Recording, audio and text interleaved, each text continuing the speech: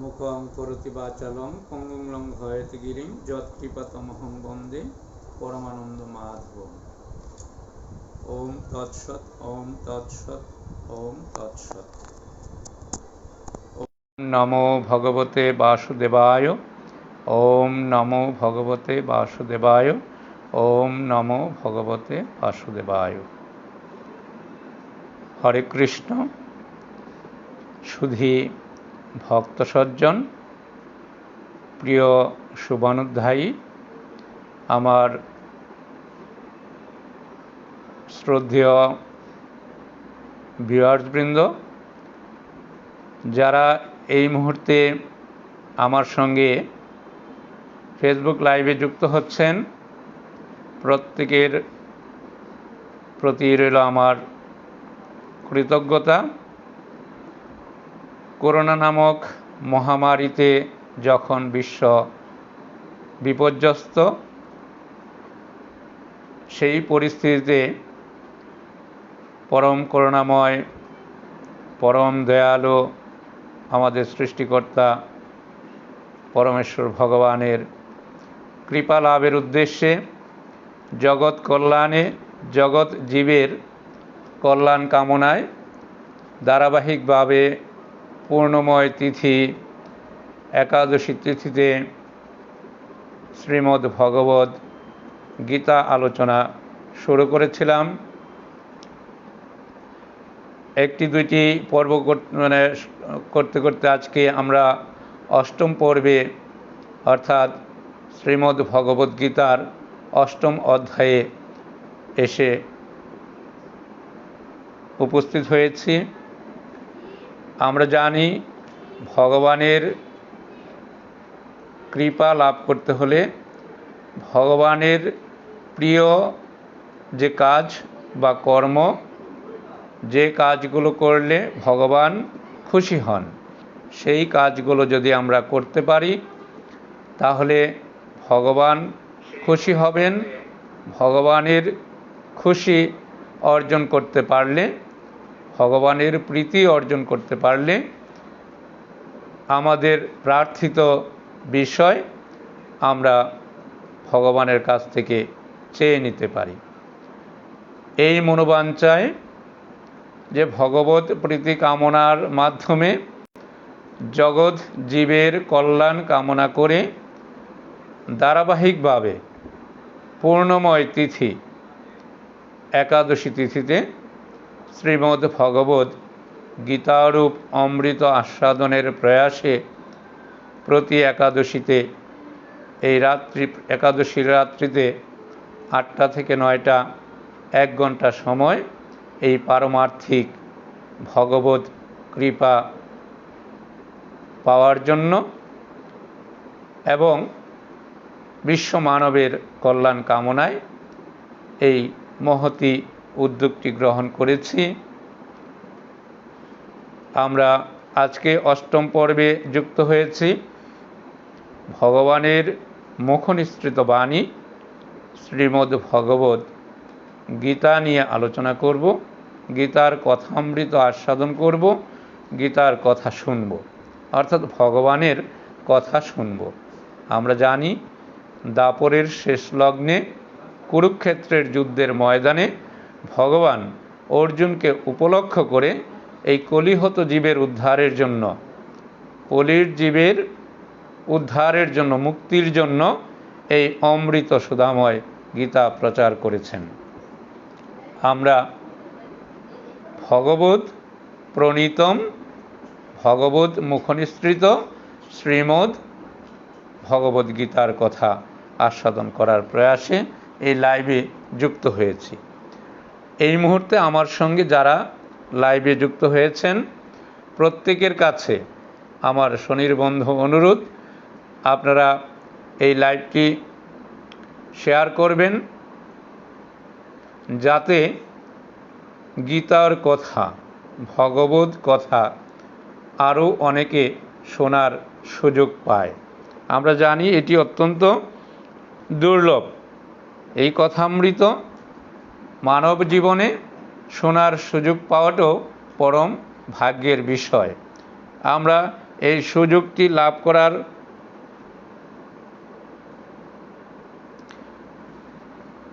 চেষ্টা করছি।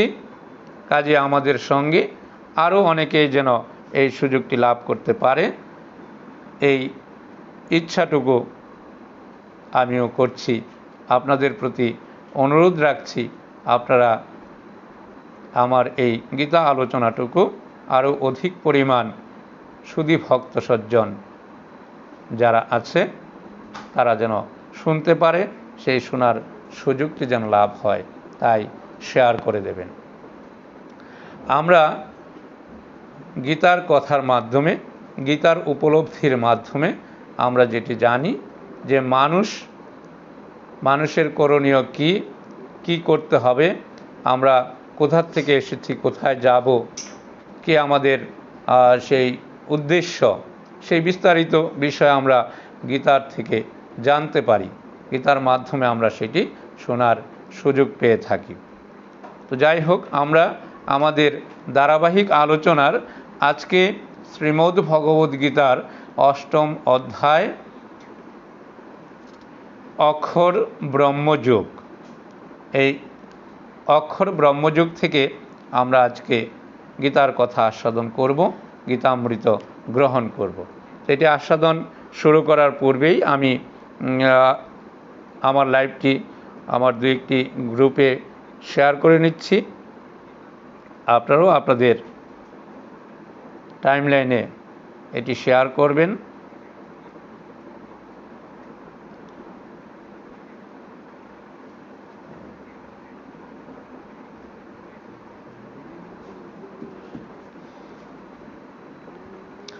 অক্ষর ব্রহ্মযুগে আমরা দেখি অক্ষর ও ব্রহ্ম শব্দ দুটি ভগবানের সগুণ ও নির্গুণ বাচী। তাছাড়া ভগবানের ওমকারও ওই দুইটি শব্দের সাথে সম্পৃক্ত। অর্থাৎ এই অধ্যায়ে ভগবানের এই তিনটি স্বরূপের বর্ণনা আছে বলে এই অধ্যায়টির নাম অক্ষর ব্রহ্মযোগ।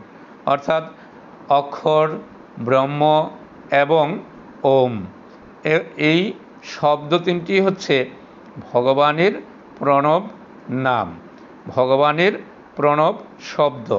এই শব্দের সঙ্গে যদি আমরা নিজেদেরকে পরিচিত করতে পারি, শব্দ আমরা যদি বুঝতে পারি, তাহলে আমাদের মানব জন্মের সার্থকতা অনেকাংশেই চলে আসবে, যেটি আমরা গীতার এই অধ্যায়ের মর্মার্থ অনুধাবন করার মাধ্যমে সেটি বুঝতে পারব।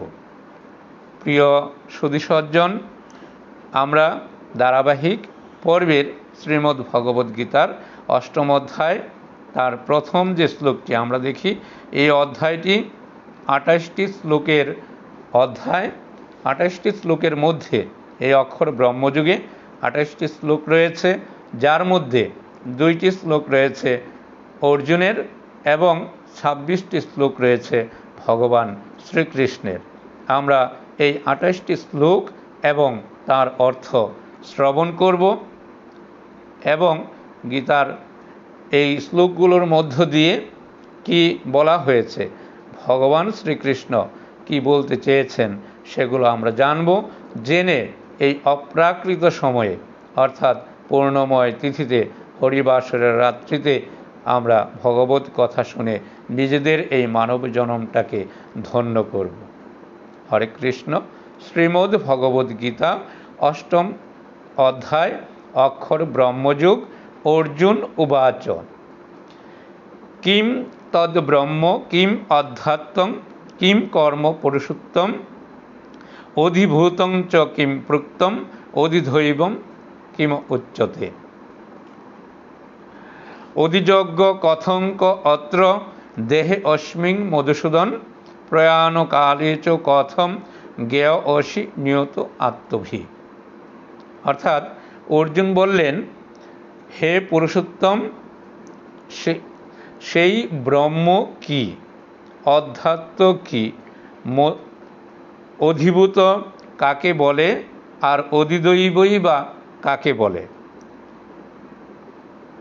হে মধুসূদন, এখানে অধিযজ্ঞ কে, দেহে তিনি কি প্রকারে আছেন, আর অন্তকালে সংযত চিত্ত ব্যক্তিগণ দ্বারা কীরূপে তোমাকে জ্ঞাত হন। এই 8টি প্রশ্ন আমরা দেখতে পাই শ্রীমদ্ ভগবদ্গীতার 8ম অধ্যায় অক্ষর ব্রহ্মযুগে অর্জুন ভগবান শ্রীকৃষ্ণের কাছে 8টি প্রশ্ন করেছেন। এই 8টি প্রশ্নের উত্তরে ভগবান শ্রীকৃষ্ণ 26টি শ্লোকের মাধ্যমে এই 8টি প্রশ্নের উত্তর দিয়েছেন। সেই উত্তরগুলো আমরা আস্বাদন করি। শ্রী ভগবানুবাচ অক্ষরম ব্রহ্ম পরমং স্বভাব অধ্যাত্মম উচ্যতে ভূত ভাব উদ্ভব কর বিসর্গ কর্মসংগীত। শ্রী ভগবান বললেন, পরম অক্ষর যে বস্তু তাই ব্রহ্ম, স্বভাবই অধ্যাত্ম বলে উক্ত হয়। আর ভূতগণের উৎপত্তি কারক যে দ্রব্য ত্যাগ রূপ যজ্ঞ, তাই কর্ম শব্দ বাচ্য। অধিভূতং খর ভাব পুরুষ চ অধিদৈবতম অধিযজ্ঞ অহম এব অত্র দেহে দেহভূত ভাবম্বর।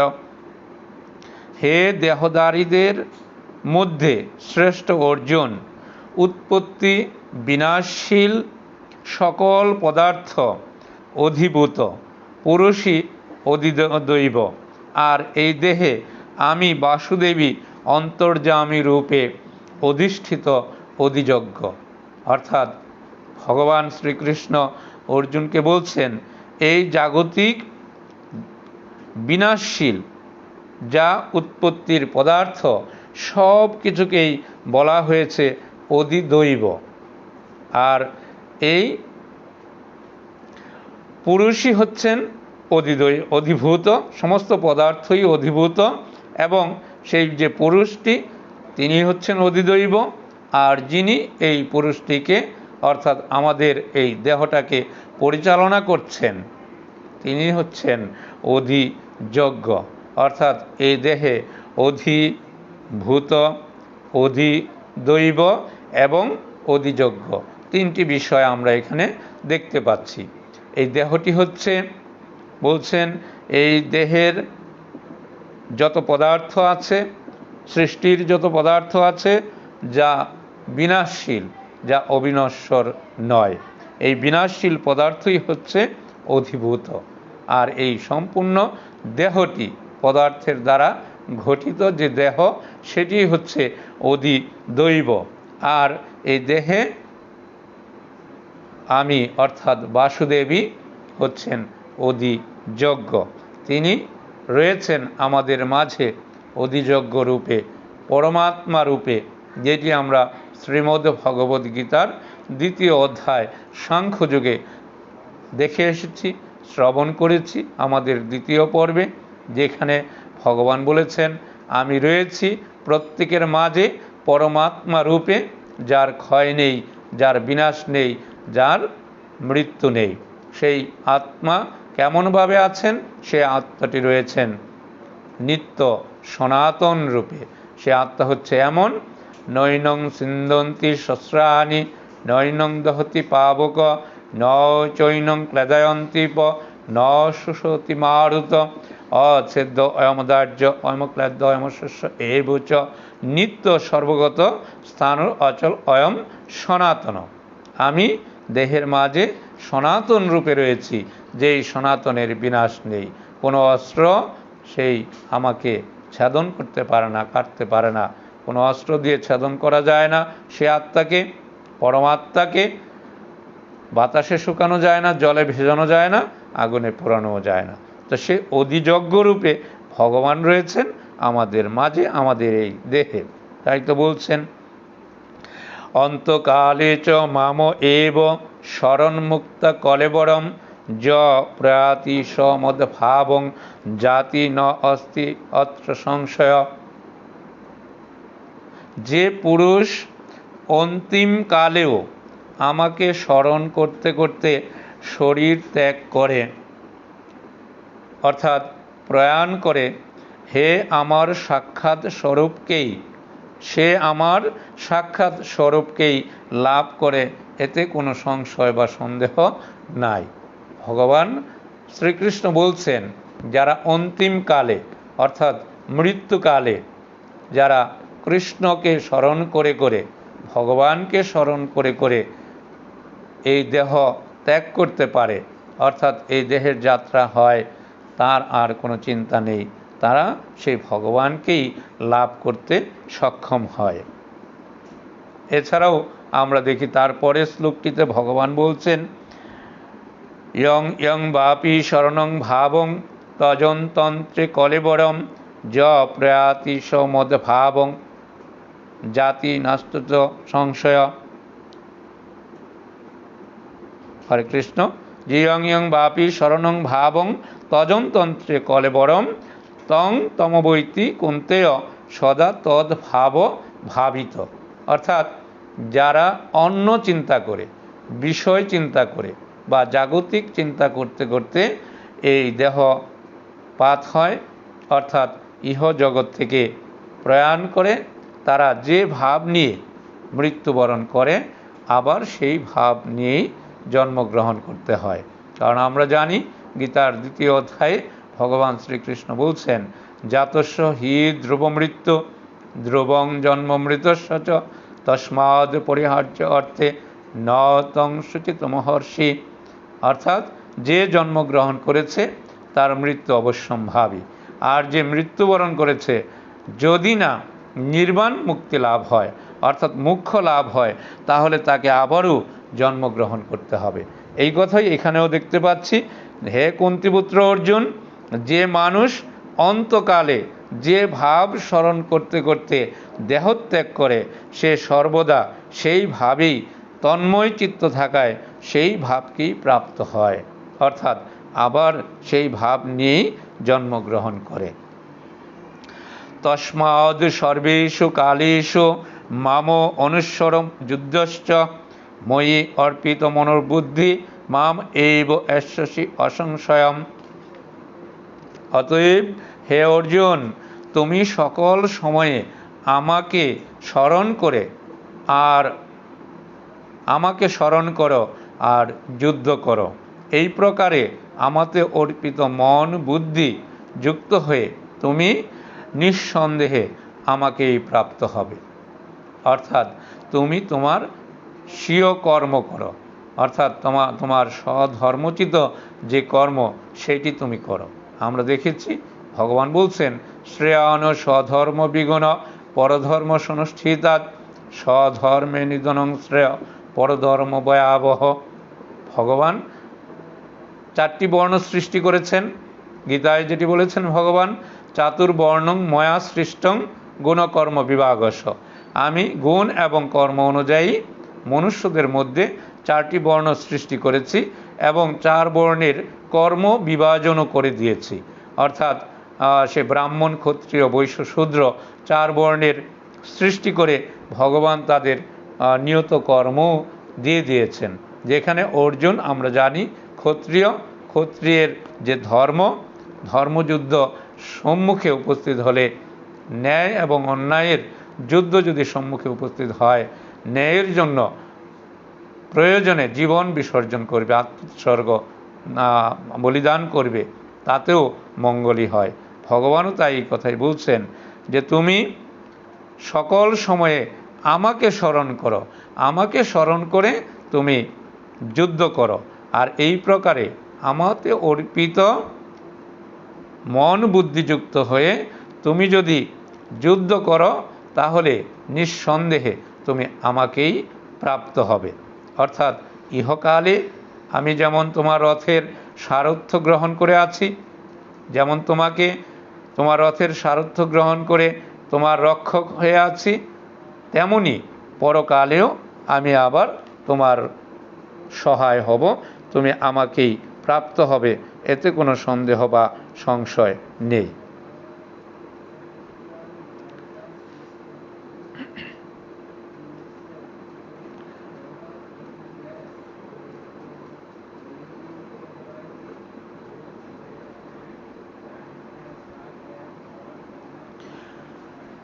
হরে কৃষ্ণ। আমরা তারপর যেটি দেখছি, ভগবান শ্রীকৃষ্ণ বলছেন, অভ্যাস যুগযুক্তেন চেতসান অন্নগামিনা পরম পুরুষম দিব্যম জাতি পার্থ অনচিন্তয়ম। হে পার্থ, চিত্তকে অন্য বিষয়ে না যেতে দিয়ে পুনঃ অভ্যাস দ্বারা উহাকে স্থির করে দিব্য পুরুষের ধ্যান করতে থাকলে সাধক সেই পরম পুরুষকেই প্রাপ্ত হন। অর্থাৎ আমাদের চিত্ত মানে মন চঞ্চল, এই চঞ্চল মনকে বশীভূত করতে হলে বারবার চেষ্টা করতে হবে, অভ্যাস করতে হবে। ভগবান এখানে সেই কথাই বলছেন যে তুমি বারবার অভ্যাসের দ্বারা, চেষ্টার দ্বারা তোমার মন আমাতে সমর্পণ করো, চিত্তটিকে আমায় সমর্পণ করো, আমার চরণাশ্রয়ে আশ্রিত করো, স্থির করো।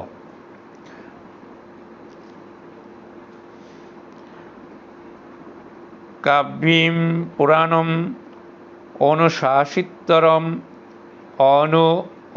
অনিয়াংশম অনুস্মরিত সর্বস্ব ধাতারম অচিন্তম রূপম আদিত্যবর্ণম তমস পরস্তাৎ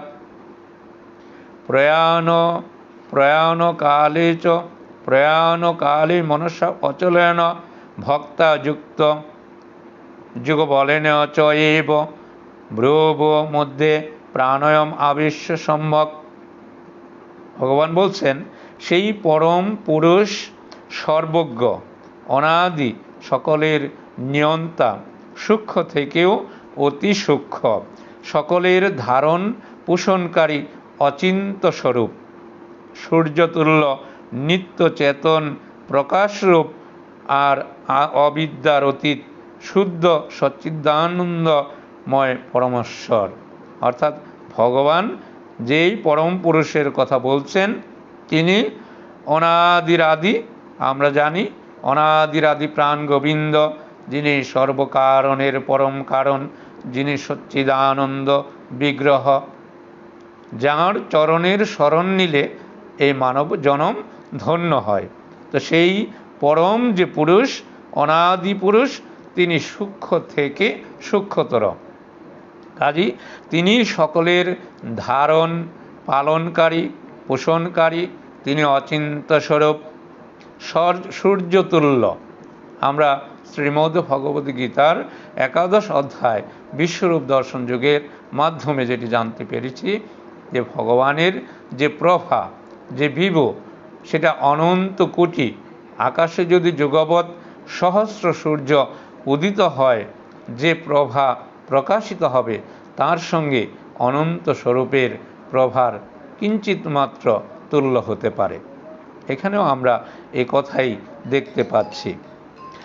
যিনি মৃত্যুকালে যুগবলে ব্রুযুগলের মধ্যে প্রাণকে উত্তম রূপে স্থাপিত করে নিশ্চল মনের দ্বারা তাকে স্মরণ করে তিনি সেই দিব্য স্বরূপ পরম পুরুষ পরমাত্মাকেই প্রাপ্ত হন, অর্থাৎ ভগবানকেই প্রাপ্ত হন, যেটি আমাদের মুখ্য উদ্দেশ্য, আমাদের এই মানব জন্মের পরম লক্ষ্য, অর্থাৎ সেই পরমের চিন্তা করা, পরমকে পাওয়া।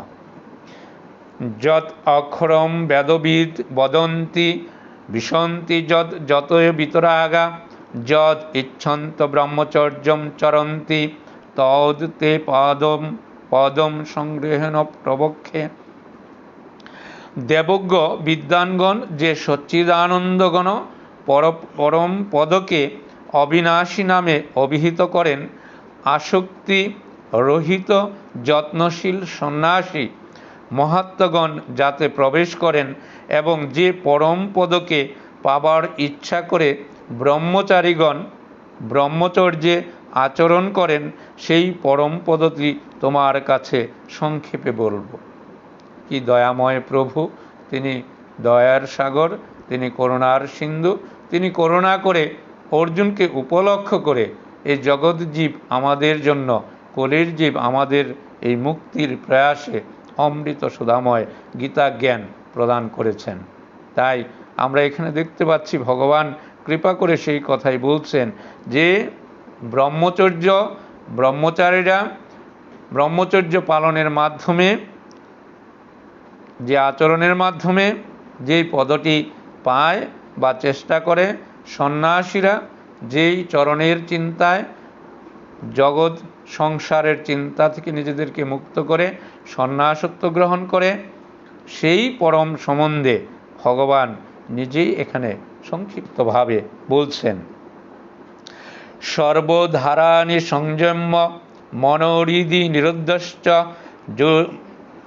মূর্ধি আধায় আত্মন প্রাণম আস্থিত যুগম ধারণাম ওম ইতি একাস্করম ব্রহ্ম ব্যাহরম মাম অনুস্বরম য প্রয়াতি তেজং দেহম স জাতি পরমাঙ্গতিম।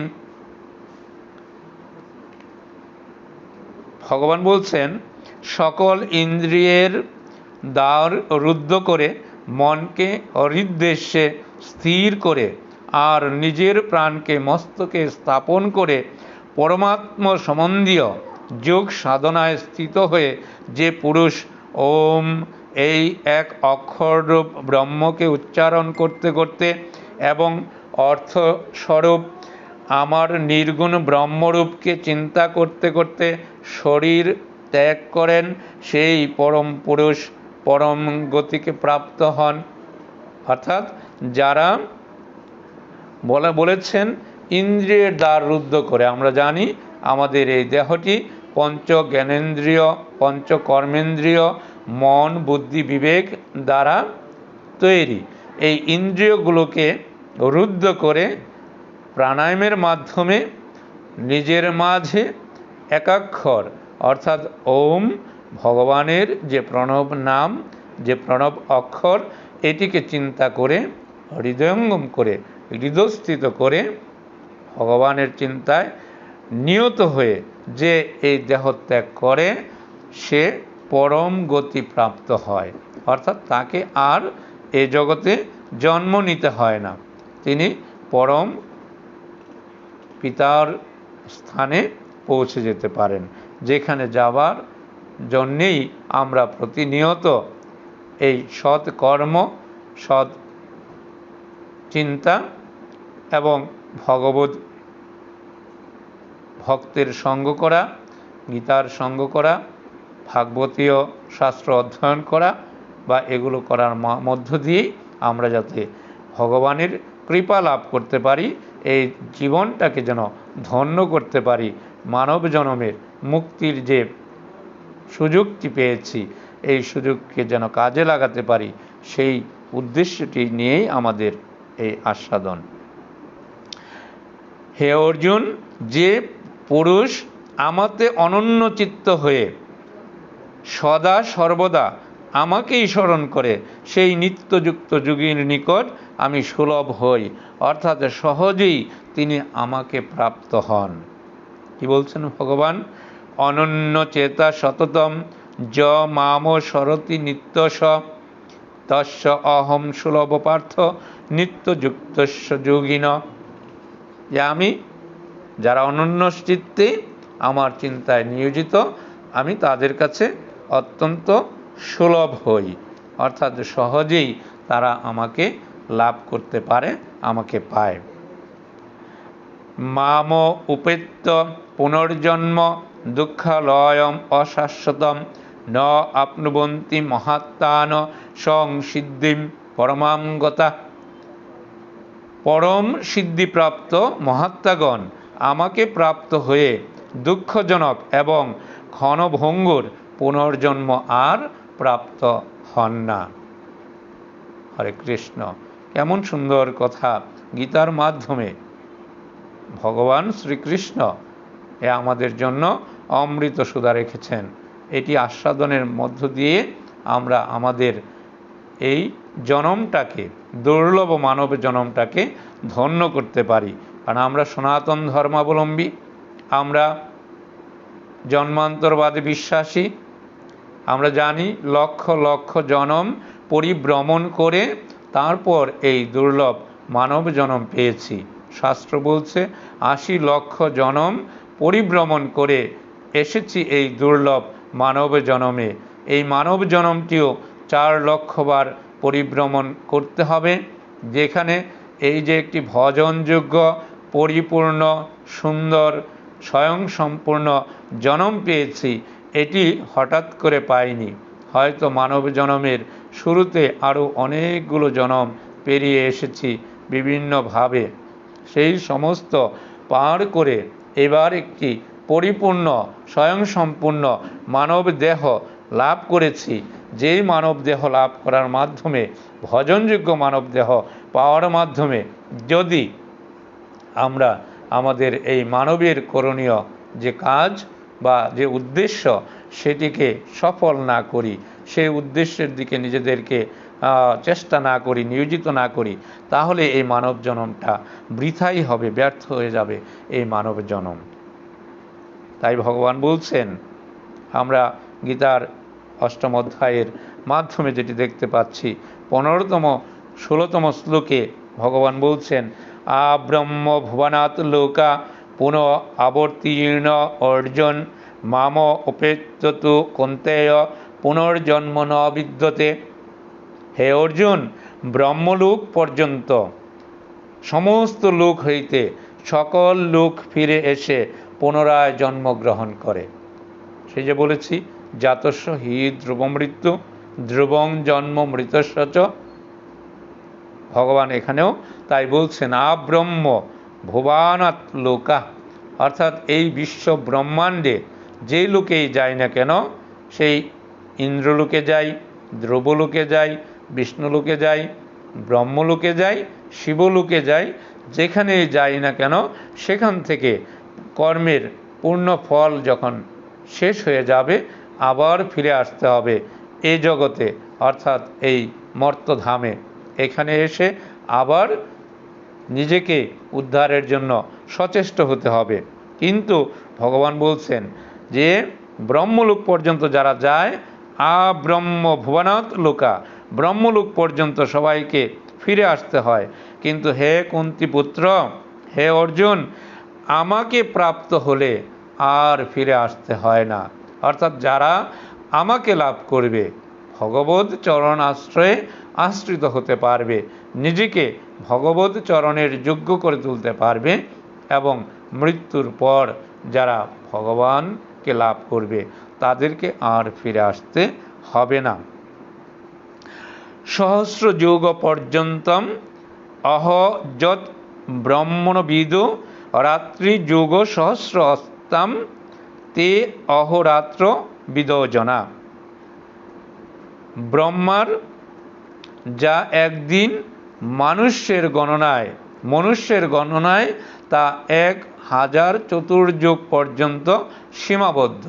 আমরা এখানে রাত্রি দিনের হিসাব ভগবান শ্রীকৃষ্ণ বলছেন, অর্থাৎ আমাদের একদিন, আর মানে আমাদের এই মর্তলোক ইহলোকের যে সময়কাল, তার সঙ্গে পরলোকের অর্থাৎ ব্রহ্মলোকের ব্রহ্মার দিন রাত্রির যে হিসাব, সেটি বলছেন যে ব্রহ্মার যা একদিন মানুষের হচ্ছে 1000 চতুর্যুগ পর্যন্ত সীমাবদ্ধ।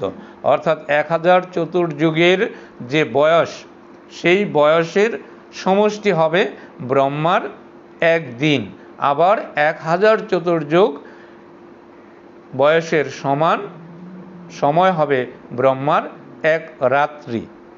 তাই বলছেন, ব্রহ্মার দিবসের আগমনে, অর্থাৎ অব্যক্তাদ ব্যক্তয় সর্বা প্রবোধবন্তী অহম আগমে রাত্রি আগমে প্রলীয়ন্তে তত্র এব অব্যক্ত সঙ্গকে।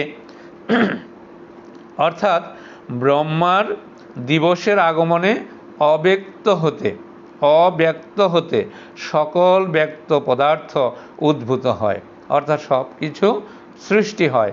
আবার ব্রহ্মার রাত্রি সমাগমে সেই অব্যক্ত নামক ব্রহ্মায় সূক্ষ্ম শরীরেই সব কিছু লয় প্রাপ্ত হয়। অর্থাৎ সেই সত্য ত্রেতা দাপর কলি, এই যে 4 যুগ, 4 যুগের সমষ্টি যে বয়স, 4 যুগকে সহস্রবার একত্রিত করলে ব্রহ্মার একদিন হয়, আবার সহস্র 4 যুগের সহস্র সমপরিমাণ ব্রহ্মার এক রাত্রি হয়। হে পার্থ, এই সেই ভূতগণই পুনঃ পুনঃ জন্মগ্রহণ করে প্রকৃতির বশবর্তী হয়ে ব্রহ্মার রাত্রি সমাগমে লয়প্রাপ্ত হয়, আবার দিবা সমাগমে প্রাদুর্ভূত হয়। অর্থাৎ রাত্রিতে, ব্রহ্মার রাত্রিতে সব কিছু বিনষ্ট হয়, লয় হয়, আবার ব্রহ্মার দিবাভাগে সব কিছু আবারও সৃষ্টি হয়, সেটি ব্রহ্মেরই কৃপাতে। পর তস্মাৎ তু ভাব অন্য অব্যক্ত অব্যক্তাদ সনাতন যশ সর্বেষু ভূতেষু নৎসৎসু ন বিনশ্যতি।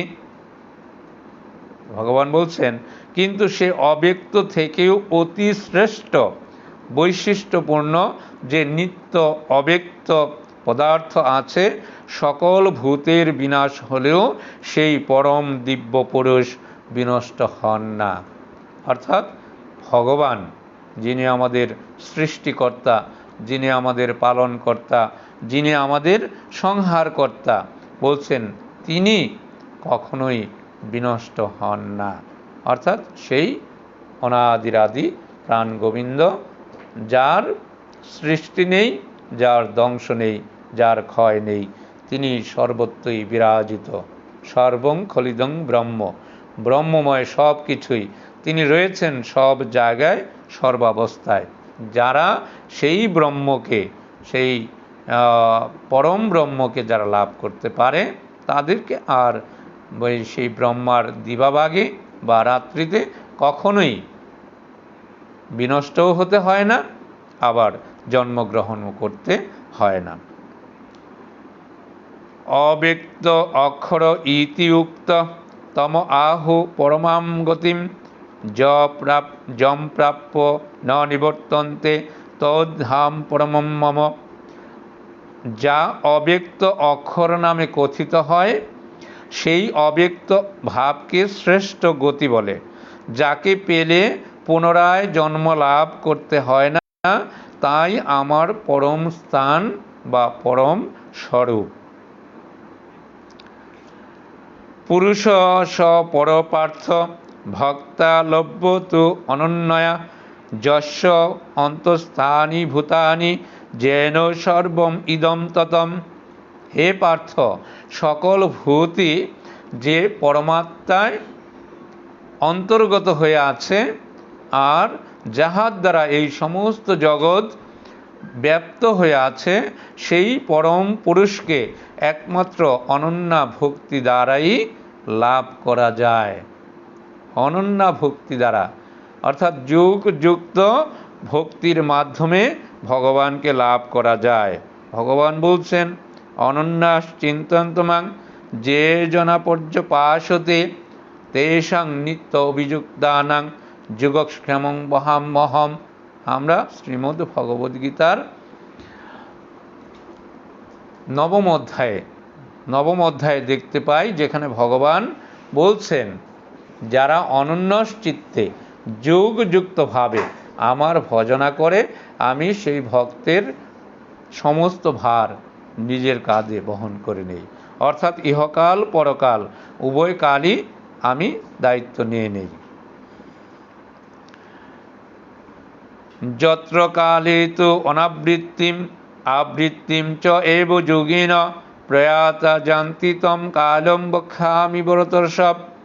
হে ভরতর্ষভ, আর যে কালে গমন করলে যোগীগণ পুনর্জন্ম প্রাপ্ত হয় না, এবং যে কালে গমন করলে পুনর্জন্ম প্রাপ্ত হয়, সেই কালের কথা বলবো।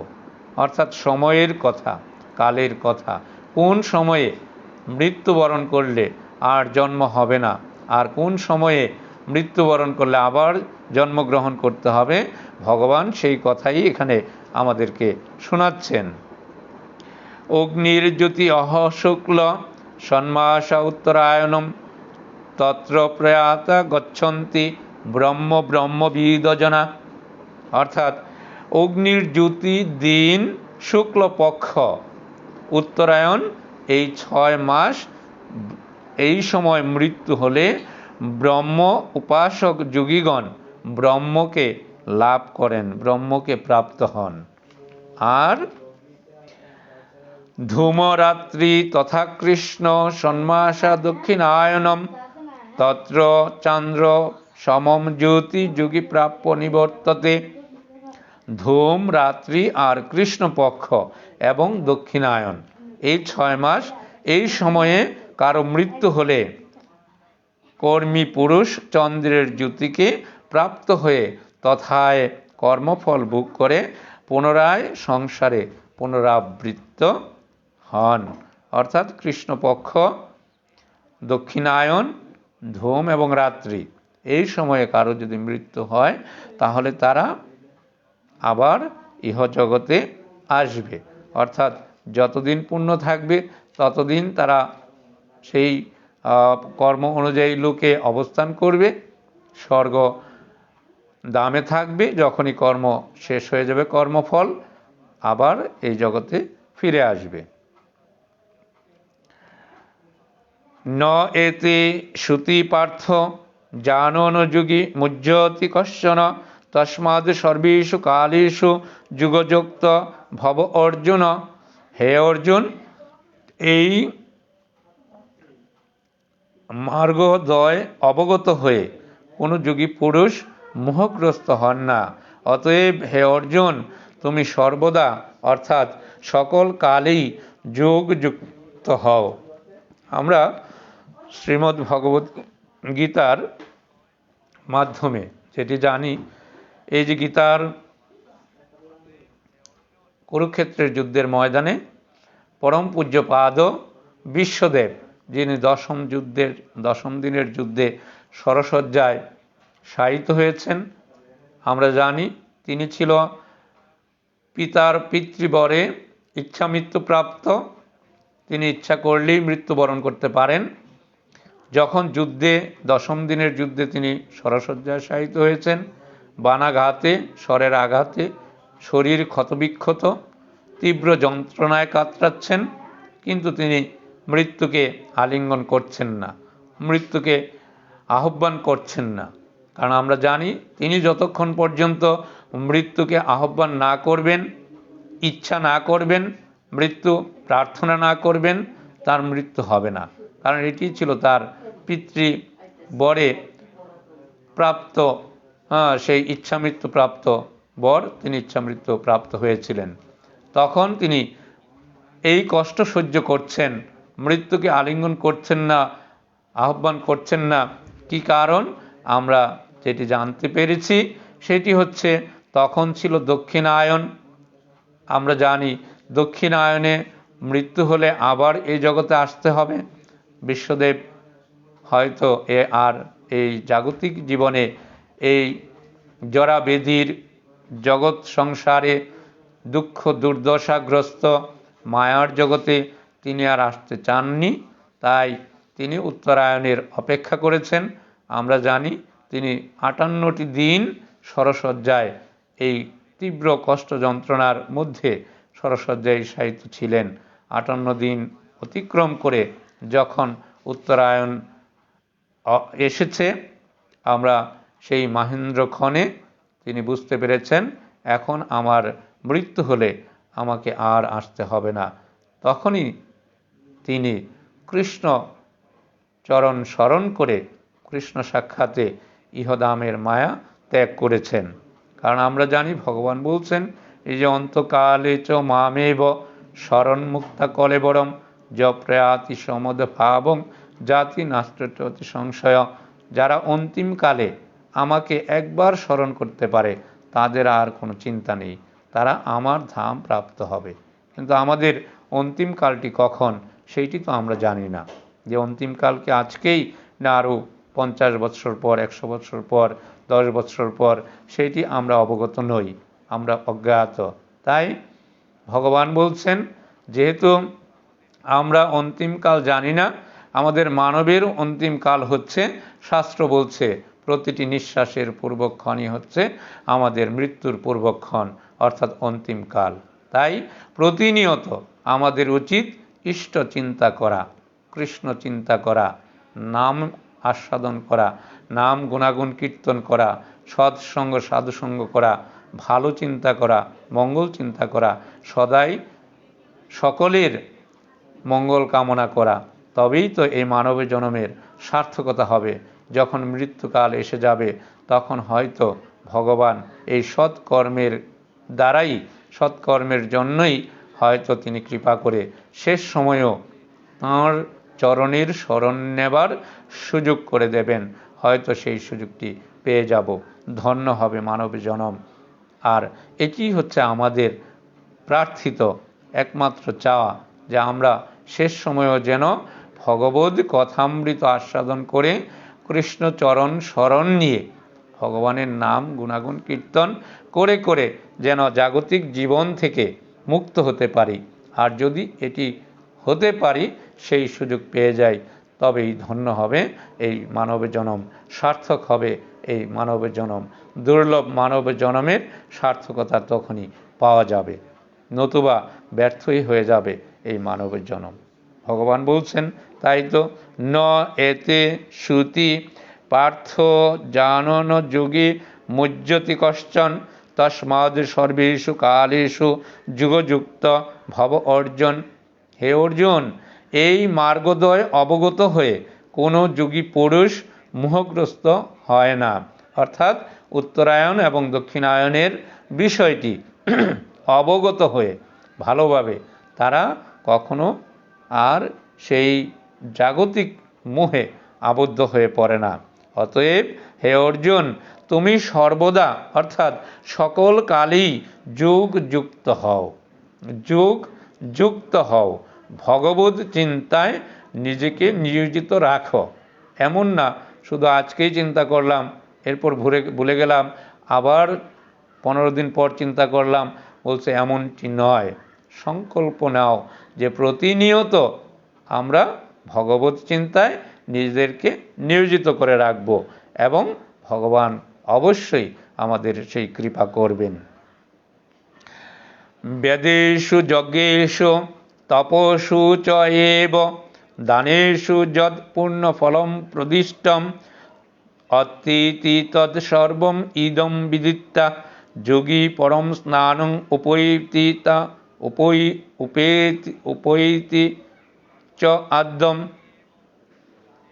বেদাভ্যাসে, যজ্ঞে, তপস্যায় এবং দানাদিতে যে সকল পুণ্যফল শাস্ত্রে উপদিষ্ট আছে, যোগী পুরুষ এই রহস্য তত্ত্বত উপলব্ধি করে সেই সকলকে অতিক্রম করেন এবং উৎকৃষ্ট আদ্যস্থান প্রাপ্ত হন। এমন সুন্দর কথা, এই যে তত্ত্বকথা, এই যে তত্ত্বকথা, ভগবত কথা, ভগবত জ্ঞান, এই উপলব্ধি যে করতে পারে, যে যোগীর মধ্যে এই উপলব্ধিটা সৃষ্টি হয়, বলছে এই উপলব্ধি লাভ করে সে তপস্বী, তপস্যার দ্বারা, বেদাধ্যয়নের দ্বারা, যাগযজ্ঞ করে, দান করে যে ফল প্রাপ্ত হয় বা তার যে পুণ্য হয়, সেই সমস্ত পুণ্য অর্জন করা যায় এই অক্ষর ব্রহ্মযোগ নামক শ্রীমদ্ ভগবদ গীতার অষ্টম অধ্যায়টি অধ্যয়নের মাধ্যমে, এবং এই অধ্যায়ের এই তত্ত্বকথা, এই অক্ষর ব্রহ্ম, ওম এবং প্রণব যে নাম, ভগবান শ্রীকৃষ্ণের মুখ নিঃসৃত যে বাণী, এই বাণীটুকু আমরা যদি আস্বাদন করতে পারি, উপলব্ধি করতে পারি, এই জ্ঞান অর্জন করতে পারি, এই জ্ঞানের মাধ্যমে জ্ঞানটুকু লাভ করে নিজেদেরকে, এই দেহটাকে যদি সেভাবে কর্মে নিযুক্ত রাখতে পারি, তবেই ভগবত কৃপা লাভ হবে, এতে কোনো সংশয় বা সন্দেহ নাই। ভগবানের এই কথাগুলো অত্যন্ত অপ্রাকৃত দুর্লভ কথা। এই কথা শ্রবণে, এই কথা স্মরণে, এই কথা মননে জগৎ জীবের পরম কল্যাণ হয়। আমরা জানি এই গীতার কথা যারা শোনে, যারা শোনায় এবং যারা শুনতে আগ্রহী, যারা নিজেরা শুনে অন্যকে শোনায় এবং এই কথা শুনে আনন্দ লাভ করে, ভগবান তাদের প্রতি অত্যন্ত কৃপালু হন, অত্যন্ত কৃপা বর্ষণ করেন। এবং গীতাই বলেছেন ভগবান, যারা আমার এই গীতার কথা আলোচনা করবে, যারা আমার এই গীতার কথা শ্রবণ করবে, যারা আমার এই গীতার কথা, আমি যে কথাগুলো বললাম, এই অমৃত সুধাময় বাণী যারা লোকের মাঝে প্রচার করবে পৃথিবীতে, এই মর্তধামে, তাদের মতো প্রিয়, মানে আমার কাছে তাদের থেকে প্রিয় আর অন্য কেউ হবে না। সুপ্রিয় সুধী সজ্জন, আমরা এখানে যারা আজকের এই লাইভ প্রোগ্রামের মাধ্যমে গীতার কথা শ্রবণ করেছি, যে গীতা ভগবত মুখনিসৃত, ভগবানের মুখনিসৃত বাণী, এটি শ্রবণ করেছি, এহেন সুযোগ যেন বারবার আমাদের ভাগ্যে আসে, এই প্রার্থনা ভগবতের চরণে রাখছি। যারা আমরা এতক্ষণ এই গীতার কথা শুনলাম, এই কথাগুলো যারা প্রচার করবে, প্রচারে সহযোগিতা করবে, অর্থাৎ লাইক, কমেন্ট, মেনশনের মাধ্যমে অন্যদেরকে দেখার সুযোগ করে দেবে, তারাও ভগবানের কৃপা লাভে যোগ্য হবে, ভগবানের কৃপাধন্য হবে।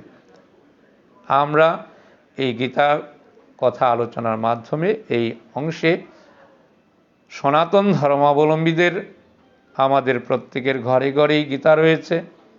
আমি প্রত্যেকের প্রতি, যারা আমার এই গীতার কথাগুলো শুনবেন, প্রত্যেকের প্রতি অনুরোধ রাখব যে আমাদের প্রত্যেকের ঘরে গীতা আছে, আমরা যেন গীতা পড়ি, আমাদের সন্তানদের যেন গীতা পাঠে উৎসাহিত করি, তারা যেন গীতা খুলে গীতাকে দেখে এবং গীতার ভগবানের যে কথামৃত সেটি আস্বাদন করে, নিজেদের জীবন যেন গীতাময়ী করে গড়ে তোলে, সেই প্রার্থনা করব প্রত্যেকের প্রতি। পাশাপাশি আমাদের অন্য ধর্মাবলম্বী যারা আছে তাদের উদ্দেশ্যেও বলবো যে আপনারা আপনাদের সন্তানদের নিজ নিজ ধর্মের ধর্মীয় গ্রন্থাদি পাঠে উৎসাহিত করুন। আমরা জানি যারা ধর্মগ্রন্থ অধ্যয়ন অধ্যাপনা করে তারা কখনোই সেই সৎসঙ্গ ছেড়ে কুসঙ্গে জড়িত হবে না, নিজেদের জীবনকে নষ্ট করবে না, নিজেদের জীবন গঠনে ধর্মীয় অনুশাসন মেনে যারা চলবে তারা জাগতিক পারমার্থিক উভয় জগতের জন্যই নিজেদের কল্যাণ বয়ে আনতে পারে। শুধু সজ্জন, আমরা আমাদের নির্ধারিত যে সময় 1 ঘণ্টা কাল আমরা প্রতি একাদশী তিথিতে গীতার কথা শ্রবণ করি। বিগত আলোচনার মাধ্যমে আমার কাছে অনেকেই গীতার পাশাপাশি ঋগ বেদ থেকে কিছু অধ্যয়ন অধ্যাপনা করার জন্য বিনীত অনুরোধ করেছেন। আমি তাদের প্রতি কৃতজ্ঞতা শ্রদ্ধা জ্ঞাপন করে এই বলছি যে আমরা গীতার 18টি অধ্যায় ধারাবাহিকভাবে 18টি অধ্যায় শেষ করে পরবর্তীতে আমরা বেদ, আমাদের মহাভারত, ভাগবত, চৈতন্য চরিতামৃত গ্রন্থ সেই সব থেকেও ধারাবাহিক পর্বে কিছু কিছু আলোচনা করার, আস্বাদন করার প্রয়াস রাখব। নিশ্চয়ই আমাদের পরম পিতা আমাদের সেই মনোবাঞ্ছা পূর্ণ করবেন। হরে কৃষ্ণ। ইতি শ্রীমদ্ ভগবদ্ গীতাসু উপনিষৎসু ব্রহ্মবিদ্যায়াং যোগশাস্ত্রে শ্রীকৃষ্ণার্জুন সংবাদে অক্ষর ব্রহ্মযোগ নাম 8ম অধ্যায়। হরে কৃষ্ণ কৃষ্ণ কৃষ্ণ হরে হরে, হরে রাম রাম রাম হরে হরে। শ্রী শ্রী গীতা মাহাত্ম্য। ভগবান শ্রীকৃষ্ণ উবাচ গীতা মে হৃদয়ং পার্থ, গীতা মে সারম উত্তমম, গীতা মে জ্ঞানম অত্যুর্গং, গীতা মে জ্ঞানমভ্যয়ম, গীতা মে চ উত্তমং স্নানং, গীতা মে পরমং পদম, গীতা মে পরমং গুজ্জং, গীতা মে পরমং গুড়, গীতাশ্রয় অহম তিষ্ঠামি, গীতা মে পরমং গৃহম, গীতা জ্ঞানং সমাশ্রিত্যং ত্রিলোকিং পরমায়হম, গীতা মে পরমা বিদ্যা ব্রহ্মরূপান সংশয় অর্ধমাত্রা হরা নিত্যম অনির্বাচ্য পদাত্মিকা, গীতা নামামি বক্ষামি গুজ্জানি শৃণু পাণ্ডব, কীর্তনাদ সর্বপাপানি বিলয়ং যান্তি তৎক্ষণাৎ। গঙ্গা গীতা চ সাবিত্রী সীতা সত্তা পতিব্রতা ব্রহ্মাবলী ব্রহ্মবিদ্যা ত্রিসন্ধ্যা মুক্তিগেহিনী অর্ধমাত্রা চিদানন্দা ভবগ্নিভ্রান্তিনাশিনী বেদত্রয়ী পরানন্দা তথাত্ম জ্ঞান মঞ্জুরি ইত্যেতানি জপি নিত্যং নর নিশ্চল মানস জ্ঞান সিদ্ধিং লভি নিত্যং তথান্তে পরমং পদম। ওম শান্তি, ওম শান্তি, ওম শান্তি। হে জগতের সকলের কল্যাণ হোক, সকলের মঙ্গল হোক, সবাই আমরা সুস্থ থাকি। পরম করুণাময় ভগবান আমাদের প্রত্যেকে করোনা নামক মহামারী থেকে রক্ষা করুক। যেভাবে এতদিন আমরা সুস্থ সুন্দরভাবে চলতে পারছি, আগামী দিনগুলো আমরা এমনিভাবে যেন ভগবানের কৃপায় সুস্থ সুন্দরভাবে চলতে পারি, এই জগতে থাকি, সেই প্রার্থনা রেখে আবারও সবার মঙ্গল সুস্বাস্থ্য এবং কল্যাণ কামনা করে আজকের মতো এখানেই শ্রীমদ্ ভগবদ্ গীতা এবং ভাগবতীয় আলোচনার বিশ্রাম টানছি। হরে কৃষ্ণ।